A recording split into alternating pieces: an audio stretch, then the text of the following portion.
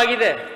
ಇನ್ನೊಂದು ಬಹಳ ನಿಮ್ಗೆ ನಾನು 2 ಸರಿ ಒಂದು ನೋಟಿಸ್ ಶಿವರಾಜ್ ಅವರೇ, ನಾವು JT ಪಾಟೀಲ್ರು ಎಲ್ಲರೂ ಮಾತಾಡಿದಿರಲ್ಲ ವಿಷಯ 69 ಕೆಳಗಡೆ ಈ ಕಬ್ಬಿನಲ್ಲಿ ಆಗ್ತಕ್ಕಂಥ ತೂಕದ ಮೋಸವನ್ನ ಮಾತಾಡ್ಲಿಕ್ಕೆ ಅವಕಾಶ ಕೇಳಿದ್ರೆ ಅದು ಬರಲಿಲ್ಲ ಅಧ್ಯಕ್ಷ.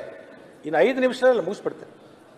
ಹಿಂದಿನ ಅಧಿವೇಶನದಲ್ಲಿ ನಮ್ಮ ಸಕ್ಕರೆ ಸಚಿವರಿಗೆ ನಾವು ವಿನಂತಿ ಮಾಡ್ಕೊಂಡೆ ಅಧ್ಯಕ್ಷ, ಈ ರಾಜ್ಯದಲ್ಲಿರ್ತಕ್ಕಂಥ ರೈತರಿಗೆ, ಕಾರ್ಮಿಕರಿಗೆ ಸಾರಿಗೆ ವ್ಯವಸ್ಥೆ ಇರ್ತಕ್ಕಂಥವ್ರು, ಈ ಕಾರ್ಖಾನೆ ಮಾಲೀಕ ಎಲ್ಲರೂ ಅಂತ ಹೇಳಲ್ಲ, ಕೆಲವೊಂದು ಒಳ್ಳೆಯ ಕಾರ್ಖಾನೆಗಳಿದ್ದಾವೆ. ನಾನು ಈ ನಮ್ಮ ಬಸನಗೌಡ ಕಾರ್ಖಾನೆ ಹಿಂದೆ ಅಲ್ಲಿರ್ತಕ್ಕಂಥ ರೈತನ ಕೇಳಿ, ಬಸನಗೌಡರು ಏನಾದ್ರೆ ತೂಕದಲ್ಲಿ ವ್ಯತ್ಯಾಸ ಮಾಡ್ತಾನೆ, ಇಲ್ರಿ ಕರೆಕ್ಟ್ ಕೊಡ್ತಾರೆ ಅವರು ಅಂತ. ಇಂಥ ಕರೆಕ್ಟ್ ಕೂಡ ಅವರಿಗೆ ಯಾರ್ಯಾರು ಕರೆಕ್ಟ್ ಕೊಡ್ತಾರಲ್ಲ ಅವರೆಲ್ಲರಿಗೂ ರೈತರ ಪರವಾಗಿ ನಾನು ಅಭಿನಂದನೆಗಳನ್ನು ಹೇಳ್ತೀನಿ.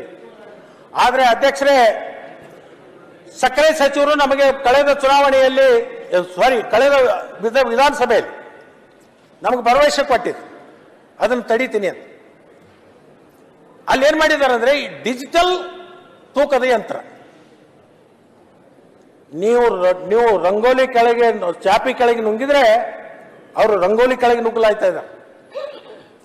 ಇನ್ನೂ ಅನೇಕ ಕಾರ್ಖಾನೆಯವರ ಅಧ್ಯಕ್ಷರೇ, ಒಂದು ಟ್ರಿಪ್ ಕಬ್ಬು ಬಂದಾಗ 1.5 ಟನ್ನ 1 ಟನ್ನ 2 ಟನ್ನ ಇವತ್ತಿಗೂ ಹೊಡಿತಾರೆ. ನನಗೆ ಆಶ್ಚರ್ಯ ಅನಿಸ್ತು. ನಿನ್ನೆ ನಮ್ಮ ಸಕ್ಕರೆ ಸಚಿವರು ಒಂದು ಮಾತು ಹೇಳಿದ್ರು, ಯಾರು ಕಳ್ತನ ಮಾಡ್ತಾರೆ ಅವ್ರ ಹೆಸರು ಹೇಳ್ರಿ, ಅವ್ರ ಮ್ಯಾಗ ಆಕ್ಷನ್ ತಗೋತೀವಿ ಅಂತ ಹೇಳಿ. ನಾನು ಅದನ್ನ ನೀವೇನಾರ ಹೆಸರು ಸೆಟ್ ಮಾಡಿಬಿಡ್ತಾರೆ ನಿಮ್ಮ ಮಂತ್ರಿ. ನೋಡ್ರಿ, ಈಗ ಕಾಟಾ ಕೂರ್ಸರ ತಿಳ್ಕೊರಿ, ಆ ಕಾಟ ಮಾಡೋನೆ ಫ್ಯಾಕ್ಟರಿ ಬುಕ್ ಮಾಡ್ತಾರೆ, ಅಲ್ಲಿಂದ ಏನ್ ಮಾಡೋರು?